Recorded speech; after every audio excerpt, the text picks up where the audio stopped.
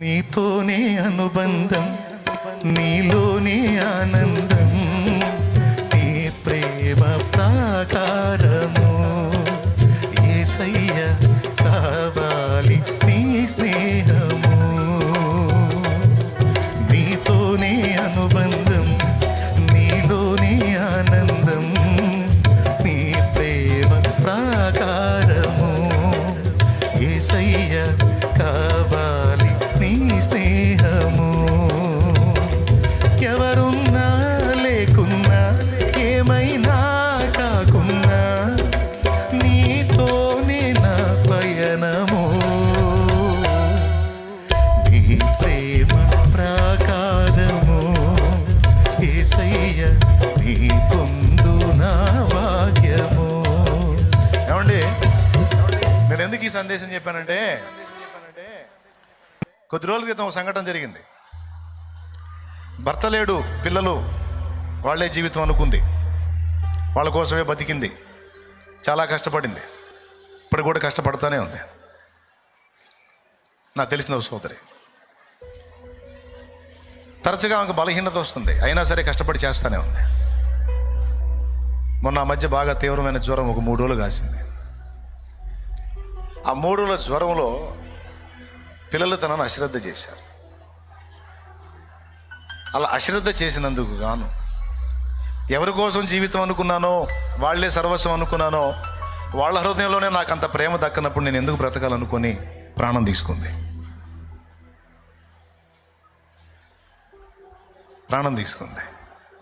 నేను అందుకే మొత్తుకొని చెప్తున్నా. నేను చెప్పేటప్పుడేమో సరిగా వినరు, నేను చెప్పేటప్పుడే మైండ్లో హృదయంలో తీసుకోరు. సరిగ్గా కనెక్ట్ అయ్యారనుకు నేను చెప్పిన విషయాలకి ఎవడు పట్టించుకున్నా పట్టించుకోకపోయినా దేవుడే ఉన్నాడని చెప్పి దేవుని వైపు చూస్తారు. దేవుని కోసం బతకాలనుకుంటారు, ప్రాణం తీసుకోరు, చావాలోచనలు చేయరు. ఇప్పుడు వాళ్ళకేమన్నా నష్టమా?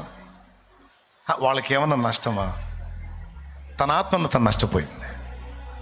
తను ఉంటే ఇంకెంత సేవ చేసుకునేదో, దేవుని దగ్గర ఎంత బహుమానం పొందేదో. ఆ లైఫ్ పోగొట్టుకుంది కదా. అందుకే చెప్తున్నాను, నేను దేవుణ్ణి ఎరిగిన స్థితిలో అలాంటి డీప్ రిలేషన్స్కి దేనికి కూడా తావివ్వద్దు. బాధ్యతలు ఎంతవరకు అంతవరకే. నువ్వు కనీ పెంచి పెద్ద చేసేవాడిని నిన్ను వాళ్ళు చూస్తారని ఎప్పుడు కలలు కనొద్దు. రెక్కలు వచ్చేంతవరకే పక్షులు, వస్తే ఎగిరిపోతాయి. ఎక్కువ పెట్టుకోవద్దు. నీకెప్పుడు శాశ్వతంగా చచ్చిన తర్వాత కూడా దిక్కు దేవుడు ఒక్కడే. నేను చెప్తున్నాను, నిన్ను కన్నవాళ్ళు కూడా శాశ్వత కాలం నీకు తోడుగా ఉండరు. ఏదో ఒక దినాన్ని వదిలేసి వెళ్ళిపోతారు. ఒంటరి గుర్తుపెట్టుకో, ఒంటరి పోరాటం. ఏమనుకోవద్దు, ఈ మాటలు తీసుకొని జాగ్రత్త పడండి. ఈరోజు నువ్వు అవమానాల్లో ప్రయాణం చేస్తుండొచ్చు, తృణీకారాల్లో ఉండొచ్చు, కానీ వాటిని నువ్వు తీసుకోవద్దు. దేవునికి అప్పచెప్పేసి, నా అవమానాలని నీకే అప్పచెప్తున్నాను తండ్రి అని దేవునికి స్తోత్రం చెప్పేసి. నా తండ్రి చిత్తం అయితే నిన్ను ఘనపరిచే రోజు ఒకరోజు వచ్చింది, రాకపోయినా పర్వాలా, తప్పకుండా తెప్పిస్తాడు. అన్యులకి అవకాశాలు ఇచ్చిన దేవుడు నీకెవడా? నీ తలనెత్తడా? నిన్ను ఆశీర్వదించడా?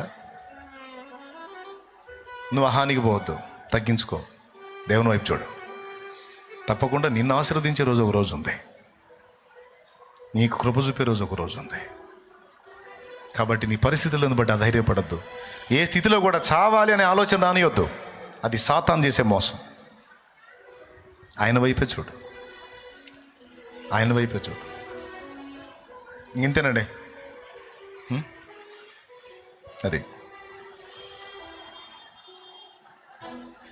నా కాలగతులన్నీ నీ వశమని నిలిచియున్నాను నీ చింతనే. శాలేమన్ ఎప్పుడు ఎందుకు చెప్తాడు ఇలా, ఎందుకు ఇట్లా ఆదరిస్తాడంటే, ఆదరించడం అంటే మరి అది లేక చచ్చిపోతున్నారు. అందుకే అమ్మ అయ్యా అని మొత్తుకొని చెప్పేది. అందుకే ఈ ఒక్క మాట ఆ చెవికి అందితే బతికిపోతారేమో అని ఆశ, సాగు తప్పించుకుంటారేమో అని ఆశ. సాతాను మోసంలోంచి బయటపడతారేమో ఆశ. అందుకే నేను ఈ విషయాలు చెప్తూనే ఉంటాను. నేనున్నంత వరకు మాట్లాడుతూనే ఉంటాను. Praise the Lord. చెప్పండి. ఎవరున్నా లేకున్నా ఏమైనా కాకున్నా నీతోనే నా పయనమో, నీ ప్రేమ ప్రాకారము యేసయ్య, నీ పొందు నా భాగ్యము. నీ ప్రేమ ప్రాకారము యేసయ్య, నీ పొందు నా భాగ్యము. నీతోనే అనుబంధం, నీలోని ఆనందం, నీ ప్రేమ ప్రాకారము యేసయ్య, కావాలి నీ స్నేహము. Praise the Lord. హల్లెలూయా.